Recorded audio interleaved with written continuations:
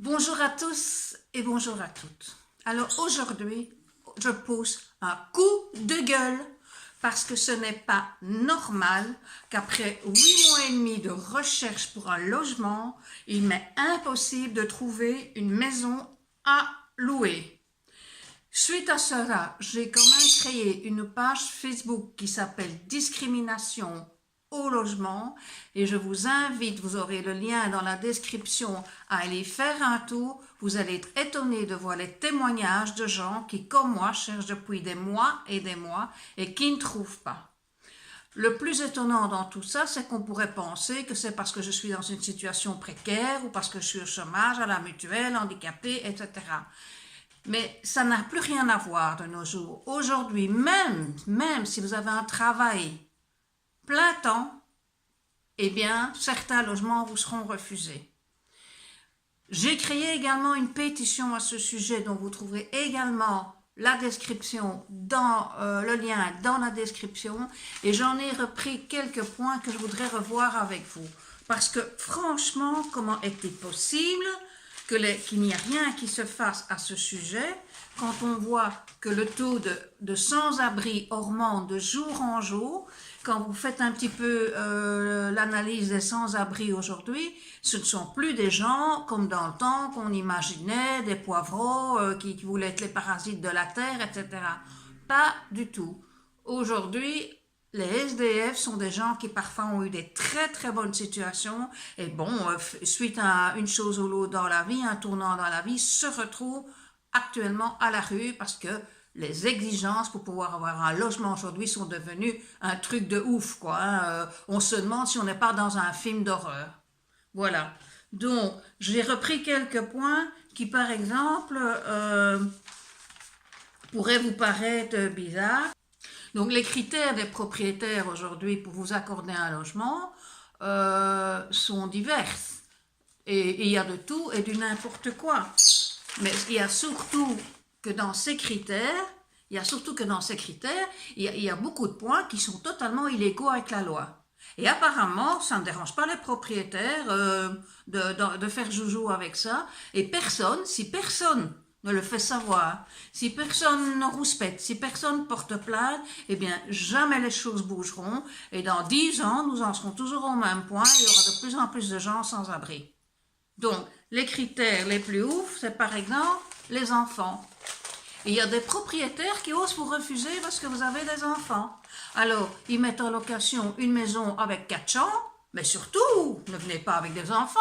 Ah non, non, parce que les enfants, ça écrit sur les murs, les enfants c'est ceci, les enfants sont cela.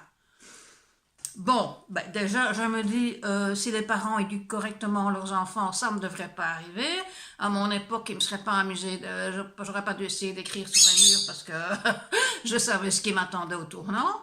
Mais même si les enfants font des dégâts dans une maison, enfin, je ne pense pas que le droit de l'homme autorise que l'on refuse un enfant ou des enfants. Hein. Ça, c'est un des critères qui m'a le plus choqué.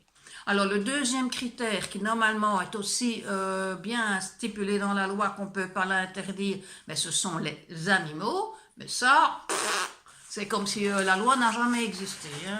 Bon. Alors, un autre critère qui m'a été rapporté par des gens en recherche de logement, c'est les handicapés. Il y a des propriétaires qui ne veulent pas louer à un handicapé parce que soi-disant la maison n'est pas appropriée.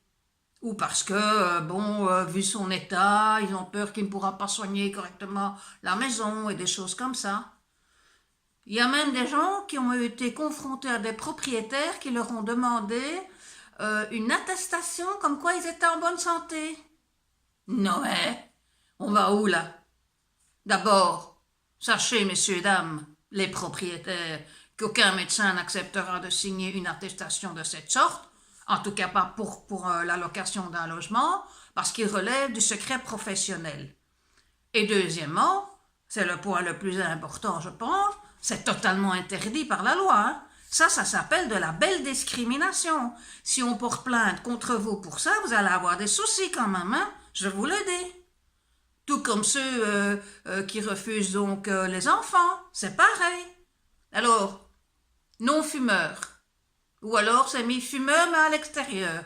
Oui, parce que le propriétaire va venir vivre 24 sur 24 avec vous pour bien s'assurer que vous allez fumer à l'extérieur. C'est aussi une atteinte à la liberté, hein.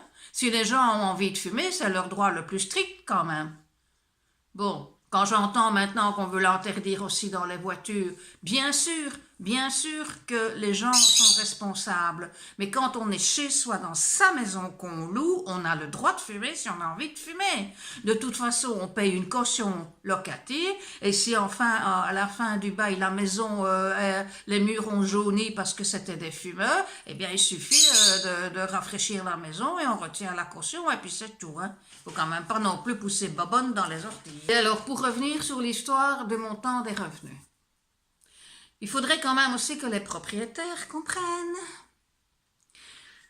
que c'est pas parce qu'on gagne 2000 € par mois que l'on va mieux payer son loyer que quelqu'un qui en gagne 1200. Parce que le montant des revenus ne veut pas dire que la personne sait gérer un budget. Il y a des gens qui gèrent très bien leur budget, qui paieront toujours leur loyer avant tout le reste, même s'ils ont des tout petits revenus.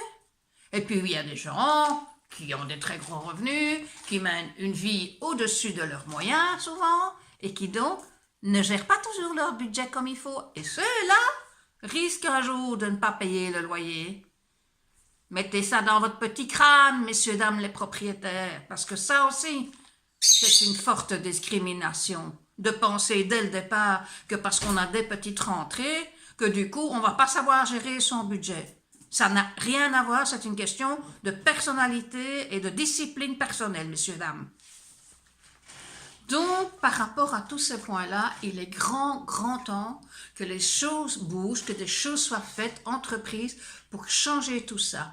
Parce que, avec les années qui vont passer, qui vont arriver, la situation actuelle va faire que de plus en plus de gens vont se retrouver en recherche de logement, mais surtout que de plus en plus de personnes vont se retrouver à la rue. Et à un moment donné, on aura plus de gens dehors que dedans. Et c'est déjà pas loin d'être le cas. Quand on voit le nombre fulgurant de gens qui sont actuellement, je crois qu'actuellement on est aux alentours de 17 000 personnes en Belgique qui sont à la rue. Bon, 17 000, ça n'a peut-être pas l'air beaucoup sur 11 millions d'habitants, mais c'est quand même pas mal, hein? C'est quand même pas mal, quoi. C'est une belle petite ville déjà entière qui est dehors. Et de toute façon, même on n'aurait qu'un sans-abri, c'est un sans-abri de trop. Donc, il y a des choses qui doivent être mises en place pour faire bouger cela. C'est pour ça que j'ai créé la pétition, que je vous invite à aller voir. Dans la description, je vais mettre tout le texte de la pétition, mais je vous invite quand même à aller la voir, à, si c'est possible, la signer et surtout de la partager. Si vous ne vous sentez pas concerné, que vous n'avez pas envie de signer, ce qui est votre droit entier, hein, je ne veux obliger personne, de toute façon, sous quel droit, mais au moins partager ça, ça vous coûte rien. Et il y a certainement des gens qui sont dans un cas comme le mien et qui ont envie que les choses bougent. Donc, dans la pétition, vous allez voir les idées qui sont émanées et qui pourraient éventuellement faire changer les choses. Bon, c'est une idée, je ne suis pas ministre, mais c'est une chose qu'on va proposer au gouvernement, aux gens qui peuvent faire changer cela, au ministère du Logement et à d'autres personnes qui peuvent faire changer cela. Tout comme la caution du CPAS qui semble être un grand frein pour une location. La pétition sera envoyée au CPAS de Wallonie et au CPAS de Bruxelles. Et parce que, bon, il faut trouver aussi un système là, un gros problème par rapport aux propriétaires qui apparemment n'ont pas du tout confiance en cette caution du CPS. On se demande bien pourquoi, mais bon.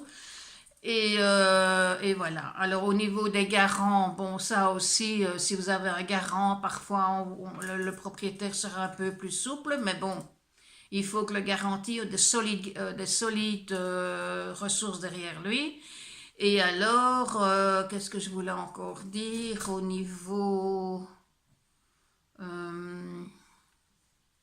ne sais plus maintenant, j'ai perdu le fil de mes idées. Il y avait le garant, il y avait la caution du CPS. Oui, je crois que c'est à peu près tout. Bon, enfin, voilà. Donc, mon coup de gueule, il est là-dessus. Il faut, messieurs les propriétaires, mesdames les propriétaires, essayer quand même d'être un petit peu plus souple. Bien évidemment, je sais que si ça en est arrivé là, c'est parce qu'il y a trop de gens qui ne payent pas leur loyer, c'est parce qu'il y a trop de gens qui détruisent les logements. Et donc, comme le dit le dicton, c'est toujours les meilleurs qui payent pour les mauvais. Et ici, on en a un exemple vraiment très typé.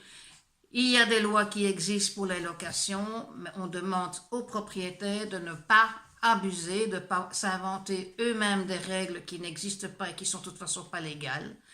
Et alors, au niveau des références par rapport aux revenus, accepter que les revenus puissent venir d'une autre source que celle d'un travail.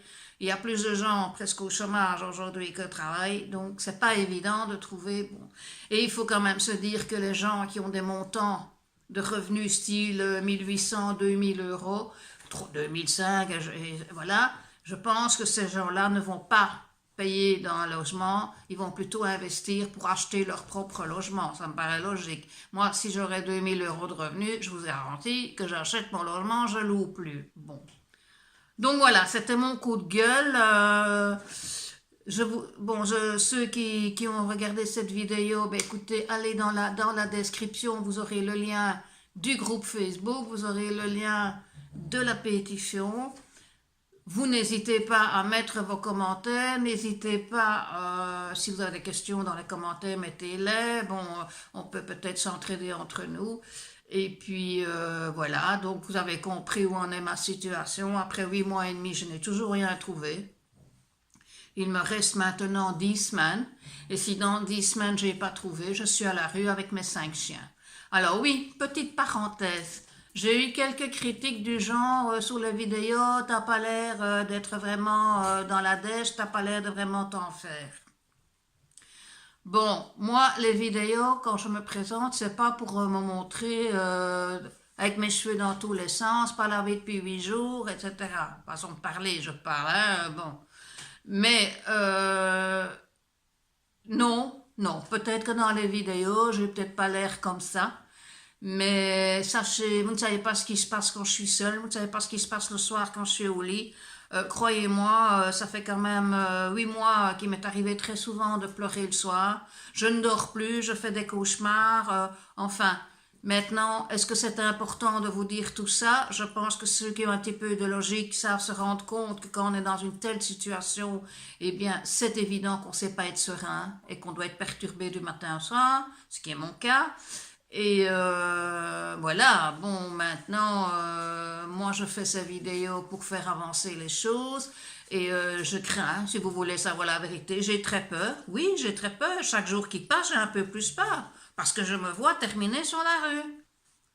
Voilà, donc, bon, j'ai peut-être l'hypothèse dont je vous ai parlé avec le camping-car, mais malgré ça, ce ne sera pas facile, parce que bon, en Belgique, il n'y a pas grand-chose qui est fait pour les camping-cars, et certainement encore moins dans la région où je me trouve. Et étant donné que pour le moment, je suis assistée, comme on appelle ça, j'ai horreur de ce terme, eh bien, je serai obligée de rester dans les environs d'où j'habite. Mais le problème, c'est que dans cette ville-ci, rien n'est prévu pour les camping-cars. Enfin, je ferai une vidéo sur le camping-car, comme je vous l'avais dit, et c'est un autre sujet. Et là, je vous expliquerai pourquoi c'est si compliqué, même si on a un camping-car. Je parle pour rester sur place. Si on voyage, c'est différent, mais ce ne sera pas mon cas. Voilà, donc s'il vous plaît, si vous comprenez tout ce que je vous ai expliqué et que vous partagez mes idées, signez cette pétition. Au plus nombreux nous serons, au mieux on saura se faire des entendre, même si vous êtes vous-même propriétaire ou locataire, parce que je ne dis pas que tous les propriétaires sont comme ça. Malheureusement, la majorité le sont. Mais bon, même si vous êtes propriétaire, mais que vous mettez rien en location parce que vous avez juste une maison, rien ne vous empêche de signer. Il n'y a pas Nous ne faisons pas de discrimination, hein, donc n'importe qui peut signer et n'importe qui est le bienvenu.